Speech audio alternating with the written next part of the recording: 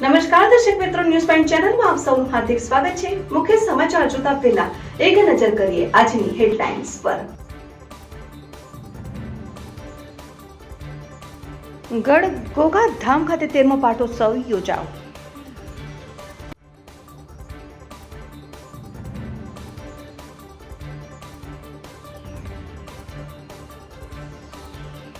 બનાસકાંઠામાંથી પસાર થતી સીપુ પાઇપલાઇન અને સુજલામ સુફલામ કેનાલ ખેડૂતો માટે આશીર્વાદરૂપ બની।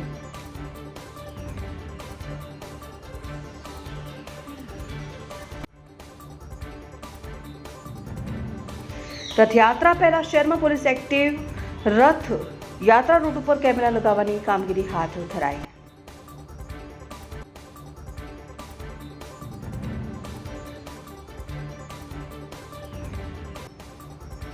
દિયોદરમાં બપોર બાદ મુશળધાર વરસાદ।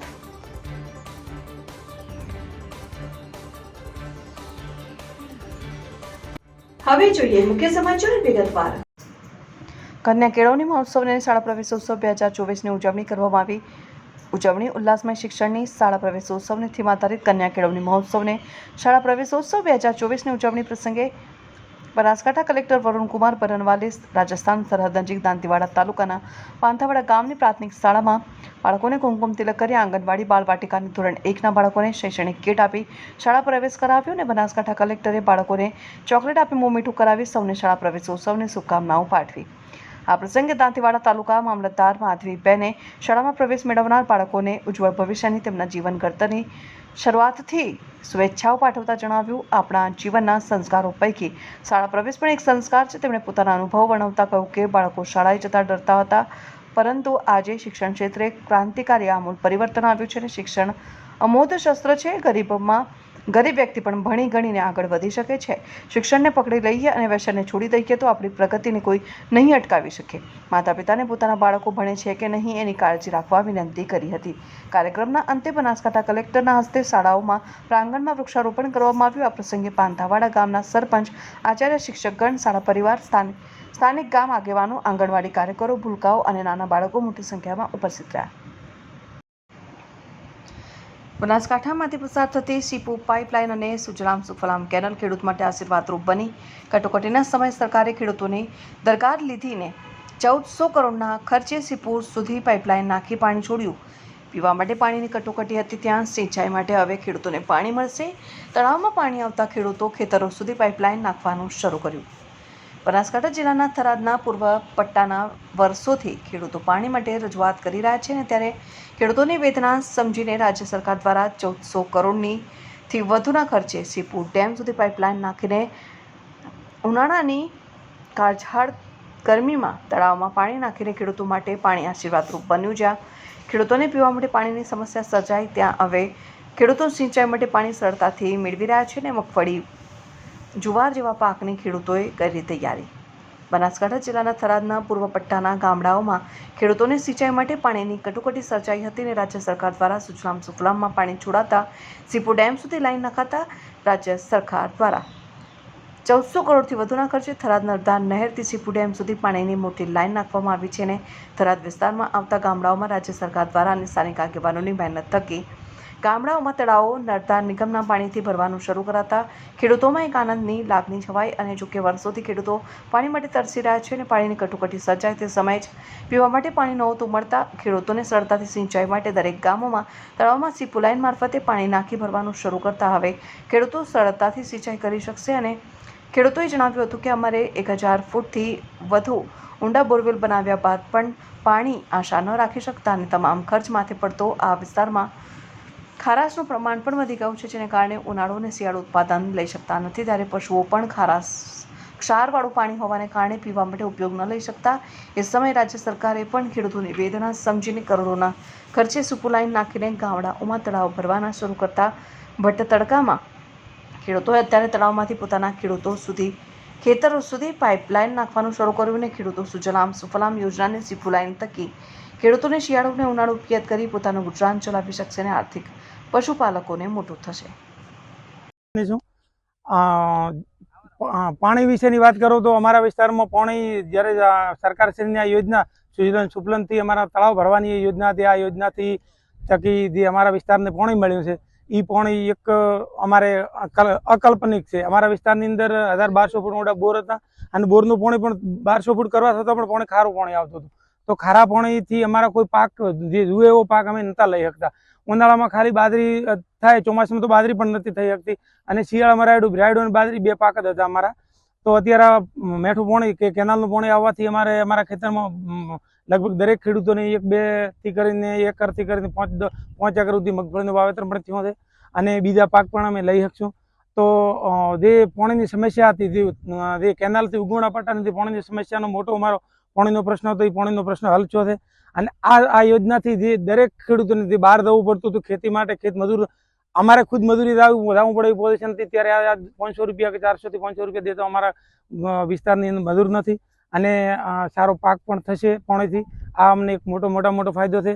અને આ યોજના લાવવા બદલ સરકારશ્રીનો, મોદી સાહેબનો, આપણા ભૂપેન્દ્ર પટેલ સાહેબનો અને શંકરભાઈ ચૌધરી સાહેબનો ખૂબ ખૂબ આભાર. અને અમારે અવિરત આવું પાણી મળતું રહે એવી એમની જોડે ખૂબ આશા છે. પાણી તો આવ્યું એટલે તળાવ ભરાણા, એટલે તળાવ જોરદાર ભરાણા. અત્યારે બધા ખેડૂતોને ઘરે પાણી ખેડૂતે પહોંચાડી દીધું છે. તેમની મહેનત કરીને પાઇપલાઇન લઈ જાય. અત્યારે અમારે મગફળીનું વાવેતર ખેતર દીઠ કોઈને 2 એકર, 3 એકર, 4 એકર સુધીના ખેડૂતને મગફળીનું વાવેતર કર્યા છે. એમાં પણ ખૂબ સારું છે. પછી આ સરકારશ્રીએ પાણીનો પહેલો લાભ આપ્યો, એ ખેડૂત માટે ખૂબ મોટો મહત્વનો છે. એમાં ખેડૂત હાલ ખૂબ ખુશ છે. અને પશુપાલન પણ હવે ટકાવી રહી છે. પશુપાલનનો પણ વધારે ચાલશે. આમાં 19 વર્ષ દૂધ ડેરીમાં લગભગ દૂધનો પણ વધારો વધશે આ પાણીને લીધે, એવી 100% મને આશા છે. બનાસકાંઠામાં જિલ્લામાં છેલ્લા કેટલાક સમયથી ઉનાળાની કાળઝાળ ગરમી અને બફારાથી લોકો ત્રાહિમામ પોકારી ઉઠ્યા છે. અને ત્યારે 2 દિવસથી જિલ્લાના વિવિધ વિસ્તારોમાં આકાશકાળા ડિબાંગ વાદળો ઘેરાયા બાદ ઠેર ઠેર વરસાદી માહોલ છવાયો. વરસાદી ઝાપટા પડ્યા હતા અને દિયોદરમાં બપોર બાદ મુશળધાર વરસાદ પડતા ખેડૂતોમાં આનંદની લાગણી ફેલાઈ હતી. અને સતત બીજા દિવસે મેઘરાજા મન મૂકીને વરસ્યા. ત્યારે શહેરના જૂના bus station, railway station road, police station road ઉપર પાણી ભરાયા હતા અને નીચાણવાળા વિસ્તારોમાં પાણી ભરાતા વાહન ચાલકોને હાલાકીનો સામનો કરવો પડ્યો હતો. અને જૂના બસ સ્ટેશન વિસ્તારમાં પાણી ભરાયા વાહનો ફસાયા હતા. ગઢ ગોગાધામ ખાતે 13મો પાટોત્સવ યોજાયો. ગોગા મહારાજના મંદિરે પાટોત્સવ નિમિત્તે યજ્ઞ યોજાયો. પાલનપુર તાલુકાના ગઢ ખાતે મડાના રોડ ઉપર આવેલા દૈતરા હનુમાનજીના સાનિધ્યમાં આવેલા ગોગા મહારાજના મંદિરે 13મા પાટોત્સવ નિમિત્તે યજ્ઞ યોજાયો, જેમાં મોટી સંખ્યામાં ભાવિકોએ દર્શન અને ભોજન પ્રસાદીનો લાભ લીધો. અને ગઢ ખાતે હરિભાઈ ભુટકા અને રમેશભાઈ ભુટકાના ફાર્મ હાઉસ ઉપર આજથી 13 વર્ષ પહેલા ગોગા મહારાજના મંદિરનો જીર્ણોદ્ધાર કરવામાં આવ્યો અને ગોગા મહારાજની મૂર્તિની પ્રાણ પ્રતિષ્ઠા કરવામાં આવીને ત્યારથી દર વર્ષે 26 જૂનના દિવસે પાટોત્સવની ઉજવણી કરવામાં આવી અને બુધવારે 13મા પાટોત્સવની ઉજવણી કરવામાં આવી, જેમાં પાલનપુર શાસ્ત્રી ઉર્મેશભાઈ શાસ્ત્રી અને ભાવેશભાઈ શાસ્ત્રી, અશ્વિનભાઈ વાળા તેમજ પાર્થ રાવલ દ્વારા શાસ્ત્રોગત વિધિ વિધાનથી વૈદિક મંત્રોચ્ચારથી યજ્ઞમાં આહુતિ આપવામાં આવી હતી અને સમૂહ આરતી કરવામાં આવી, જેમાં મોટી સંખ્યામાં ઉજવણી ઉલ્લાસમય શિક્ષણની શાળા પ્રવેશોત્સવની 2024 વિધાનસભાના અધ્યક્ષ શંકરભાઈ ચૌધરી શાળા પ્રવેશોત્સવ કાર્યક્રમમાં સહભાગી બન્યા. થરાદના નારોલી, વારા અને લોરવાડા ગામની શાળાઓમાં અધ્યક્ષ સ્ત્રીએ બાળકોને શાળામાં પ્રવેશ કરાવ્યો. વડાપ્રધાન શ્રી નરેન્દ્રભાઈ મોદીએ શાળા પ્રવેશોત્સવની નવી સંસ્કૃતિ અને પરંપરા વિકસાવી. અધ્યક્ષ શ્રી શંકરભાઈ ચૌધરી બાળકો માટે સમય કાઢવા અને મોબાઈલનો વપરાશ ઓછો કરવા વાલીઓને અપીલ કરતા અધ્યક્ષ શ્રી શંકરભાઈ ચૌધરી ઉજવણી ઉલ્લાસમય શિક્ષણની શાળા પ્રવેશોત્સવની થીમ આધારિત કન્યા કેળવણી મહોત્સવ અને શાળા પ્રવેશોત્સવ 2024ની ઉજવણી પ્રસંગે વિધાનસભાના અધ્યક્ષ શ્રી શંકરભાઈ ચૌધરીએ રાજસ્થાન સરહદ નજીક થરાદ તાલુકાના નારોલી, વારા અને લોડવારા ગામની પ્રાથમિક શાળામાં બાળકોને કુમકુમ તિલક કરી આંગણવાડી, બાલવાટિકા અને ધોરણ 1ના બાળકોને શૈક્ષણિક કીટ આપી શાળા પ્રવેશ કરાવ્યો હતો. અધ્યક્ષ શ્રી શંકરભાઈ ચૌધરીએ બાળકોને ચોકલેટ અને ખજૂર આપી મોં કરાવી સૌને શાળા પ્રવેશોત્સવની શુભકામનાઓ પાઠવી. આ પ્રસંગે વિધાનસભાના અધ્યક્ષ શ્રી શંકરભાઈ ચૌધરીએ શાળામાં પ્રવેશ મેળવનાર બાળકોને ઉજ્જવળ ભવિષ્યની અને તેમના જીવન ઘડતરની શરૂઆતની શુભેચ્છાઓ પાઠવતા જણાવ્યું કે આપણા જીવનમાં સંસ્કારો પૈકી શાળા પ્રવેશ પણ એક સંસ્કાર છે. તેમણે પોતાના અનુભવો વર્ણવતા કહ્યું કે બાળકો શાળાએ જતા ડરતા હોય છે, પરંતુ આજે શિક્ષણ ક્ષેત્રે ક્રાંતિમય આમૂલ પરિવર્તન આવ્યું છે. એ આપણા લોકપ્રિય વડાપ્રધાન શ્રી નરેન્દ્રભાઈ મોદીએ શરૂ કરાવેલ કન્યા કેળવણી મહોત્સવ અને શાળા પ્રવેશોત્સવને આભારી છે. વડાપ્રધાન શ્રી નરેન્દ્રભાઈ મોદીએ ગુજરાતમાં શાળા પ્રવેશોત્સવની નવી સંસ્કૃતિ વિકસાવી બાળકોના શાળા પ્રવેશને ઉત્સવ તરીકે ઉજવવાની પરંપરા શરૂ કરાવી છે. અમદાવાદમાં આષાઢી શુદ્ધ બીજના રોજ ભગવાન જગન્નાથની 147મી રથયાત્રા નીકળવાની છે. ભગવાન જગન્નાથ ભાઈ બલરામ અને બહેન સુભદ્રા સાથે નગરચર્યાએ નીકળશે. અમદાવાદની રથયાત્રામાં દેશ વિદેશથી ભક્તો મોટી સંખ્યામાં જોડાતા હોય છે. આ વખતે ભગવાન જગન્નાથની 147મી રથયાત્રાને લઈ જમાલપુર જગન્નાથ મંદિર ટ્રસ્ટ અને વહીવટીતંત્ર, પોલીસ વિભાગ દ્વારા તૈયારીઓને આખરી ઓપ આપવામાં આવી રહ્યો છે. રથયાત્રાના દિવસે કોઈ અનિચ્છનીય બનાવ ન બને તે માટે પોલીસ તંત્ર દ્વારા ચુસ્ત પોલીસ બંદોબસ્ત ગોઠવવામાં આવી રહ્યો છે.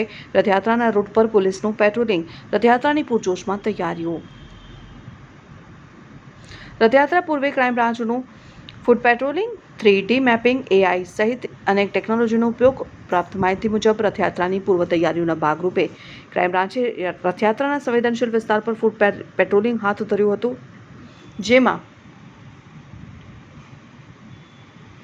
ક્રાઇમ બ્રાન્ચના 1100 જવાનોએ ભાગ લીધો અને રથયાત્રાના 15 કિલોમીટરના રૂટ ઉપર ચુસ્ત પોલીસ બંદોબસ્ત કરાશે, જે હેઠળ 3D મેપિંગ, AI સહિત અનેક ટેકનોલોજીનો ઉપયોગ કરવામાં આવશે અને અલગ અલગ વિસ્તારોમાં 1500 જેટલા CCTV કેમેરાઓ લગાવવામાં આવશે અને અનેક વાહનોમાં પણ કેમેરા લગાવાશે. પોકેટ કેમેરા પણ રખાશે. દર વર્ષ કરતાં આ વર્ષે વધુ ડ્રોનનો ઉપયોગ કરવામાં આવશે એવી માહિતી છે. આ સાથે કોઈ શંકાસ્પદ વ્યક્તિ જણાશે તો કાર્યવાહી કરવામાં આવશે.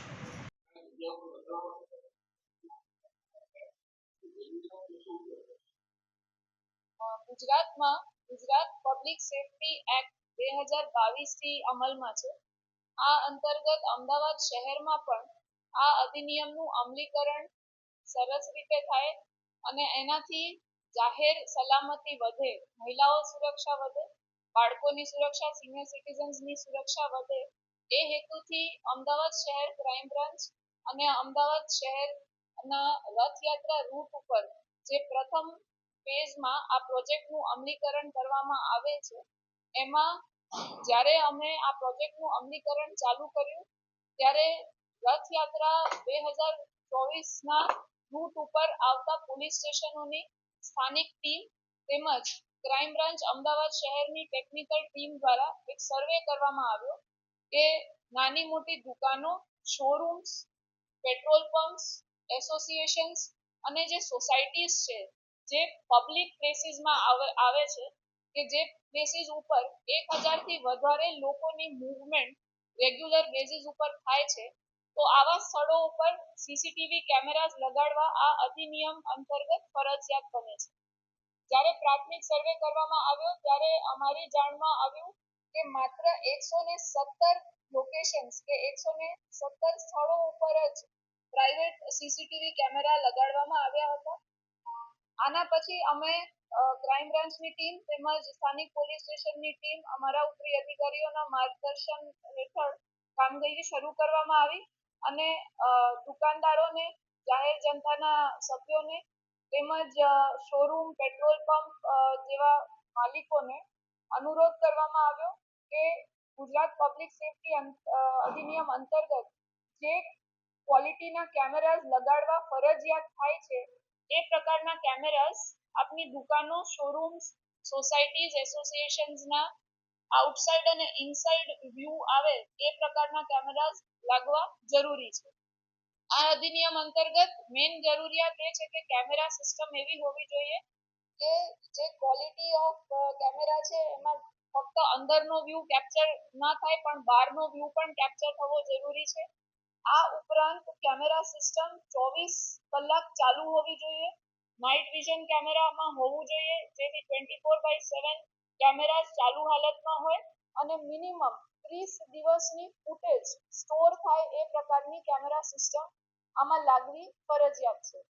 તો આ એક્સરસાઇઝના આજ સુધી જે પણ અમને રિઝલ્ટ મળ્યા છે એ અમે તમામને આભાર વ્યક્ત કરીએ છીએ કે જન ભાગીદારીથી સારું પબ્લિક પાર્ટિસિપેશન અમદાવાદ શહેર પોલીસને મળ્યું છે અને આના કારણે હાલમાં 1200થી વધારે કેમેરાસ પ્રથમ ફેઝમાં રથયાત્રાના રૂટ ઉપર અત્યારની પરિસ્થિતિએ લાગી ગયા છે અને આ કાર્યરત છે. એટલે આપણે રથયાત્રાનો રૂટ અમદાવાદ શહેરનો અત્યારે જોઈએ, જેમાં કુલ 8 પોલીસ સ્ટેશન વિસ્તાર આવે છે. આની કામગીરી કરવા પાછળ એ જ હતું કે પહેલા માત્ર ને માત્ર 117 કેમેરા 117 લોકેશન ઉપર હતા, એની જગ્યાએ જે નવા કેમેરાસ ઉમેરાયા છે. જ્યારે અમે 20મી મે થી આ પ્રોજેક્ટનું અમલીકરણ શરૂ કર્યું અને આજની તારીખ સુધીમાં એટલે આશરે 1 મહિનાની અંદર 100100 થી પણ વધારે સીસીટીવી કેમેરાસ આટલા સ્થળો ઉપર લાગી ચૂક્યા છે અને આ કેમેરાસ કાર્યરત છે. તો આ એક જનભાગીદારી પબ્લિક રિસ્પોન્સ જે અમને ખૂબ જ પોઝિટિવ મળ્યો અને આ મેસેજ ખૂબ જ સરસ રીતે જનતા સુધી પહોંચ્યો છે કે સીસીટીવી કેમેરાઝ એ આપણી પોતાની સલામતી નહીં પણ આપણી માલ મિલકત અને દુકાન જાહેર જગ્યા ઉપર કોઈ નુકસાન થાય કે કોઈ પણ બનાવ બને તો આ બનાવને કેપ્ચર કરી બિહેવિયર કે કોઈ પણ પ્રકારની ગેરકાયદેસર પ્રવૃત્તિ રથયાત્રાના પહેલાના દિવસોમાં, રથયાત્રા દરમિયાન અને નોર્મલ પરિસ્થિતિમાં પણ જ્યારે રોજની આપણે હલનચલન હોય છે રસ્તા ઉપર, જ્યારે પબ્લિક નીકળતી હોય તો પબ્લિકને એક સેફટીની ફિલિંગ આવવી ખૂબ જ જરૂરી છે. મહિલાઓ પણ સેફ ફીલ કરે, બાળકો જ્યારે સ્કૂલે જાય છે કે જાહેર રસ્તા ઉપર જ્યારે પણ સિનિયર સિટીઝન્સ છે કે બાળકો છે તે નીકળે છે તો એમની સલામતીના ભાગરૂપે આ પ્રથમ ચરણમાં CCTV public safety project successfully implement કરવામાં આવી રહ્યો છે. હજુ પણ 200 થી વધારે લોકેશન્સ કવર કરવાના છે, જે અમે દરેક દુકાનદારોને સમજ કરવામાં આવી છે કે 1 જુલાઈ પહેલા આપની દુકાનમાં અગર જો સીસીટીવી કેમેરાઝ આ નિયમ અંતર્ગત લાગ્યા ના હોય તો અવશ્ય લાગી જાય અને અમારું ટાર્ગેટ છે કે 1500 જેટલી દુકાનો અને 1500 જેટલા લોકેશન્સ ઉપર અમે સીસીટીવી કેમેરાઝ એક્ટિવ કરીએ અને શાંતિપૂર્ણ વાતાવરણમાં ભગવાન જગન્નાથજીની રથયાત્રા અમદાવાદ શહેરમાં 2024માં પણ આગામી દિવસોમાં નીકળનાર છે. તો એમ ત્રીજા વર્ષની જેમ જ શાંતિપૂર્ણ વાતાવરણમાં અને પબ્લિકને સેફ ફીલ થાય એ રીતે આ સીસીટીવીની નજરમાં રહી અને સારી રીતે આ બંદોબસ્ત અમદાવાદ શહેર પોલીસ દ્વારા કરવામાં આવનાર છે. આ જે લોકેશન્સ છે એ આ ગુજરાત પબ્લિક સેફટી એક્ટ તો 2022 થી જ અમલમાં છે, એટલે આ લોકેશન્સ અમે પ્રોજેક્ટના પ્રથમ ફેઝમાં એટલા માટે સિલેક્ટ કર્યા છે કારણ કે આ રૂટ ઉપરના લોકેશન્સ છે કે આગામી આ સેન્સિટિવ બંદોબસ્ત છે, મહત્વનો બંદોબસ્ત છે, એટલે પહેલા જે આ કામગીરી છે સીસીટીવી લગાડવાની એ આ રૂટ ઉપર થઈ જાય તો લો એન્ડ ઓર્ડર માટે અને કોઈ પણ આવો કોઈ બનાવ ના બને, ઇવન મિસક્રિયન્ટ્સને એક સ્ટ્રોંગ મેસેજ પહોંચે કે કોઈ પણ પ્રકારની એવી હરકત છે ટોલરેટ કરવામાં નહીં આવે. નેક્સ્ટ ફેઝમાં અમદાવાદ શહેરના તમામ વિસ્તારોમાં આ જ અધિનિયમને લાગુ કરવા માટે કાર્યવાહી કરવામાં આવશે. તમામ બીજા વિસ્તારોમાં પણ અમદાવાદ શહેરમાં તમામ દુકાનદારોના જે દુકાનદારો છે, શોરૂમના ઓનર્સ છે, મોટી દુકાન હોય કે નાની દુકાન હોય, દરેકની ફરજમાં આવે છે કે આપના લોકેશનમાં અંદરના અને બહારનો વ્યૂ આવે એ રીતે સીસીટીવી કેમેરાઝ અવશ્ય લાગી છે.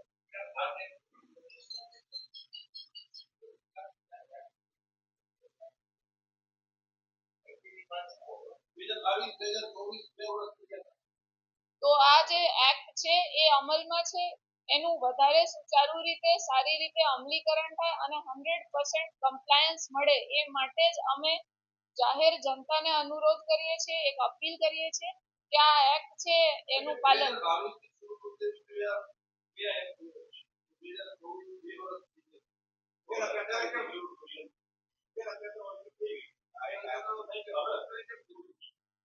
આ રથયાત્રા દરમિયાન જે સીસીટીવી લગાડવામાં આવે છે એમાં કંટ્રોલ રૂમના પણ કેમેરાઝ છે. કંટ્રોલ કેમેરાઝ બીજા પ્રોજેક્ટના કેમેરાઝ એટલે સરકારી કેમેરાઝ તો આ રૂટ ઉપર લાગેલા જ છે. એના ઉપરાંત જે આ પબ્લિક સેફટી એક્ટ છે એનું કમ્પ્લાયન્સ થાય તે માટે આ પોલીસે આ એક પ્રોજેક્ટ ચાલુ કર્યો છે, જે આ અમલીકરણ ઓલરેડી 2022 થી મહાનગરોમાં થવાનું હતું અને જે આ કાયદેસર કાર્યવાહી કરવાની હતી એ તમામ દુકાનદારોને અવેરનેસના અભાવના કારણે એમને અવેરનેસ નથી કે આ અધિનિયમ અમલમાં છે તો એ ફોલો કરવાનો છે, તો અમે આ પ્રોજેક્ટ અંતર્ગત એમને અવેર કર્યા છે અને આ બધી દુકાનોને આવરી લેવામાં આવે છે. આમાં પોતાના ખર્ચે જ વન ટાઈમ ઇન્વેસ્ટમેન્ટ છે, એટલે તમે તમારા પ્રીમાઇસીસ ઉપર જે એક વખત ઇન્વેસ્ટમેન્ટ કરીને આ પ્રોજેક્ટમાં જે આ કેમેરા લાગી જાય એના પછી કોઈ રિકરિંગ એક્સપેન્સીસ હોતા નથી. એના પછી તો એક જાતની બનાસકાંઠામાં નમકીનના પેકેટમાંથી મરેલી ગરુડી નીકળતા લોકોમાં ચકચાર મચી. ઘણા સમયથી ખાદ્ય પદાર્થોમાં અનેક જીવજંતુઓ નીકળવાના કિસ્સા સામે આવી રહ્યા છે. થરાદ પંથકમાં ગ્રાહક આણંદનો ચવાણું ખરીદી કરવા ગયો હતો, જેમાંથી ચવાણામાં મરેલી ગરુડી નીકળતા ગ્રાહકે ફૂડ એન્ડ ડ્રગ્સમાં રજૂઆત કરી, જેમાં તપાસ કરી લોકોના આરોગ્ય સાથે ચેડા કરતા આવા કંપની સંચાલકો સામે કાર્યવાહી કરવા ગ્રાહકે માંગ કરી છે. અગાઉ પણ ખાદ્ય પદાર્થોને લઈ હોટલ અને રેસ્ટોરન્ટની બેદરકારી થતી થઈ છે. 2 દિવસ અગાઉ અમદાવાદ શહેરમાં હાથીજણ વિસ્તારમાં આવેલ બાગબાન હોટલમાં ફેમિલીને જમવામાં સબ્જીમાંથી કાચનો ટુકડો નીકળ્યો હતો, ત્યારે રેસ્ટોરન્ટ અને હોટલમાં પીરસાતા ભોજનની ગુણવત્તા સામે સવાલ ઊભો થયો છે. આરોગ્ય ખાતાને આ અંગે ફરિયાદ કરવામાં આવી હતી. હોટલ અને રેસ્ટોરન્ટમાં પીરસાતા તેમજ વેચાણ કરતા ખાદ્ય પદાર્થો પ્રત્યે ગંભીર બેદરકારી દાખવવામાં આવી રહી છે. અગાઉ ઘણા બધા કિસ્સાઓ સામે આવી ચૂક્યા છે, જેમાં ખાવાની વાનગીઓમાં ભેળસેળ થતી જોવા મળી છે. સતત લોકોના આરોગ્ય સાથે થતી લાપરવાહી ક્યાં સુધી ચલાવી લેવામાં આવશે એમ પણ કહી શકાય. તમે લોકોએ હવે જો આ પોતાના શરીરનું ધ્યાન રાખવું હોય તો બહાર જમવાનું કે ફૂડ પેકેટ ખરીદવાનું ટાળવું. આરોગ્ય વિભાગ હવે આ મામલે કેટલી કાર્યવાહી કરે છે તે જોવું રહ્યું. નામ વીરમાજી માનાજી રાજપૂત, ગામ કરબોન, તાલુકો થરાદ, જિલ્લો બનાસકાંઠા. મેં આજથી અંદાજે 10-15 દિવસ પહેલાં આનંદ નમકીન ચવાણો લાવ્યો હતો, 2 પેકેટ છોકરાઓને નાસ્તા માટે. તો તેનામાંથી 2-3 દિવસ નાસ્તો કરી છોકરાએ અને ઝાડા ઉલટી જેવું લાગતા મેં પેકેટની તપાસ કરતા જોયું કે ડેટ બહારનો નથી ને, તો પેકેટ ખોલીને જોયું તો ડેટ બહારનો તો નહોતો, પણ અંદરથી એક ઘરોલી ફ્રાય થયેલી નીકળી હતી. અને તેની અમે જે દુકાન માલિકને રજૂઆત કરતા દુકાન માલિકને કીધું કે પેકેટમાંથી ઘરોલી નીકળી છે. તો તેમણે કીધું કે અમે તો શું કરીએ, કંપનીને તમે જાણ કરો. મેં કંપનીનો નંબર આપ્યો અને કંપનીને જાણ કરતા કંપનીવાળાએ અમને કીધું કે અમારામાં આવું હોય જ નહીં, તમે કાંઈક કર્યું હોય તો તમે જાણો. એટલે મેં કંપનીવાળાને કીધું, કંપનીવાળા કે તમારાથી થાય તે તમે કરો ને અમારાથી થશે અમે કરશું. તો અમે ગ્રાહક સુરક્ષામાં જાણ કરી અને ગ્રાહક સુરક્ષાવાળા અમને ફ્રૂટ એન્ડ ડ્રગ્સનો કોન્ટેક્ટ કરાવતા અમે ફ્રૂટ એન્ડ ડ્રગ્સમાં ફરિયાદ કરતા. એ ફ્રૂટ એન્ડ ડ્રગ્સવાળા આવી સેમ્પલ લઈ જતા, આની તપાસ કરતા શું નીકળે છે ને એને શું પરિણામ આવે છે એ તો તંત્ર જાણે, અને આનો કાયદેસરનો અમને ન્યાય મળવો જોઈએ એવી અમારી અપેક્ષા છે તંત્ર પાસે. ધાનેરાના શિવનગર વિસ્તાર ખાતે ભર ઉનાળે પીવાના પાણીનો કાળો કકળાટ સર્જાતા શિવનગરની મહિલાઓએ નગરપાલિકા આગળ માટલા ફોડી વિરોધ દર્શાવ્યો. ધાનેરાના શિવનગર વિસ્તારમાં છેલ્લા કેટલાક સમયથી પીવાનું પાણી ન આવતા લોકોમાં ભારે રોષ જોવા મળી રહ્યો છે. લોકો દ્વારા વારંવાર તંત્રને જાણ કરવા છતાં કોઈ જ નિકાલ ન આવતા આજે શિવનગરની મહિલાઓ રોષે ભરાઈ મોટી સંખ્યામાં મહિલાઓએ નગરપાલિકા ખાતે રજૂઆત કરવા માટે આવી પહોંચી, પરંતુ ધાનેરા શહેરમાં વોર્ડ નંબર 1માં શિવનગર વિસ્તારમાં પાણીની ખૂબ જ સમસ્યા છે. સમયસર પાણી મળતું નથી. અમુક વિસ્તારમાં ટેન્કર જાય છે, અમુક વિસ્તારમાં નથી જતું. ત્યાંની બહેનો મજૂરી કરીને પોતાનું ગુજરાન ચલાવે છે, તો એમને મજૂરી જવું કે બિચારાને આખો દિવસ પાણીના ઇંતજારમાં બેસી રહેવું. વારંવાર રજૂઆત કરવા છતાં નગરપાલિકા દ્વારા પાણીનો પ્રશ્ન સોલ્વ ન થતાં આજે આ વિસ્તારની બહેનો નગરપાલિકામાં રજૂઆત કરવા પહોંચી હતી અને સાથે માટલા લઈને ગઈ હતી કે અમે પાણી લઈને આવીએ. પરંતુ સરકાર મોટી મોટી વાતો કરે છે. જો શહેરમાં પણ જો પાણી ન પહોંચાડી શકતી હોય તો આ સરકારને ખરેખર ગાજવાને બદલે લાજવાની વાત છે. મારી સરકારને વિનંતી છે અને નગરપાલિકાના સત્તાધીશોને પણ વિનંતી છે કે આ કાળઝાળ ગરમીમાં સત્વરે પાણીનો જે પ્રશ્ન છે તે સોલ્વ કરે, નહીતર આવનાર સમયમાં આ વિસ્તારની મહિલાઓ દ્વારા ઉગ્ર આંદોલન કરવામાં આવશે અને તેની સંપૂર્ણ જવાબદારી સત્તાધીશોની રહેશે. કાળુભી તરક, ધાનેરા. લીલાબેન, 4 મહિને પાણી નહીં આવતું. પાણી વગર તરાસ કરીએ, ધંધા વગર નહીં રહીએ અમે પાણી વગર પાણી પીવા નહીં મળતું સાહેબ. તો આઈડોલ લરીને મારે એક ટ્રેક્ટર આવે ખાલી, એમાં અમારું પૂરું થાય. પાણી બે લો, અધિકાર અમારો જવાબ પાકો જોઈએ સાહેબ, ને પાણી બે લો. અમે હા પાણીની રજૂઆત છે આજ. પાણી બે થરાદ સાંચોર હાઈવે ઉપર ટ્રેલર ચાલકો રોડ વચ્ચે હંગામો મચાવ્યો, ટ્રાફિક થયું જામ। થરાદ સાંચોર હાઈવે ઉપર બુઢનપુર નજીક રોડ ઉપર મોટી ગાડીઓના ચાલકોએ હંગામો મચાવ્યો। રોડ ઉપર વચ્ચે ગાડીઓ ઊભી કરી નાખતા હાઈવે જામ કર્યો હતો। સ્થાનિક લોકોએ અને વાહન ચાલકોએ ટ્રાફિક દૂર કરાવ્યું। તંત્ર દ્વારા આવા શખ્સો સામે કાર્યવાહી કરે તેવી સ્થાનિક વાહન ચાલકોમાં માંગ। થરાદથી રાજસ્થાનને જોડતો સાંચોર હાઈવે ઉપર આજરોજ સવારે બે મોટી ગાડીઓના ચાલકો વચ્ચે બબાલ થતા હાઈવે ઉપર ગાડીઓ મૂકી રકઝક કરતા હાઈવે ઉપર ટ્રાફિક જામ થયું, જેને પગલે ધંધાર્થે આવતા થરાદ ખાતે વાહન ચાલકો પરેશાન થઈ ઉઠ્યા હતા અને સ્થાનિક વાહન ચાલકો અને રાહદારીઓએ ટ્રક ચાલકને અલગ કરી ટ્રાફિક દૂર કર્યું હતું। અને મળતી માહિતી મુજબ થરાદ બાજુથી સાંચોર બાજુ જઈ રહેલ ટ્રેલર અને ટ્રેલરના સાઇડ ગ્લાસને અડી જતા હાઈવે ઉપર ગાડી આડી કરી અને ગાડીઓને રોકાવી હાઈવે વચ્ચે દાદાગીરી કરતા મામલો ભીચક્યો હતો, જેમાં મોટી ગાડીઓનું ટ્રાફિક જામ થયું હતું, જેને લઈને હાઈવે ઉપરથી પસાર થવું પણ મુશ્કેલ બન્યું હતું। ઉલ્લેખનીય છે કે મોટી ગાડીઓના ચાલકોને કારણે થરાદ ખાતે આવતા સ્થાનિક વાહન ચાલકો પરેશાન થઈ ગયા હતા અને અંતે સ્થાનિક વાહન ચાલકો અને રાહદારીઓએ હાઈવે ઉપરથી મોટી ગાડીઓ હાઈવે ટ્રાફિક દૂર કર્યું હતું। અને આવા તત્વો સામે થરાદ પોલીસ ખોડા બોર્ડર ઉપર ગાડીના નંબરના આધારે કાર્યવાહી કરે તો બીજી વખત આવી રીતે રસ્તામાં બબાલ કરતા અટકે તો કાર્યવાહી કરવામાં આવે તેવી માંગ ઉઠવા પામી।